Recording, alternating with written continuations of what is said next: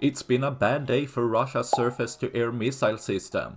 Ukraine has released videos stating Russia lost one Buk-M1 system with 3 Tor-M2 systems with other equipment.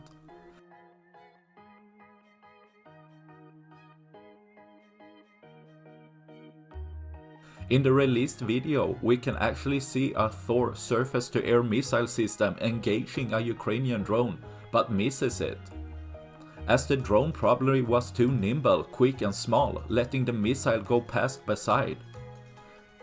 If the claimed losses are correct, it would be one of the bigger losses for Russia's surface-to-air missile system in such a short time span, losing well past $100 million worth of surface-to-air missile system. That's all I had for this video. Please like and subscribe for more. Thanks for watching. Bye.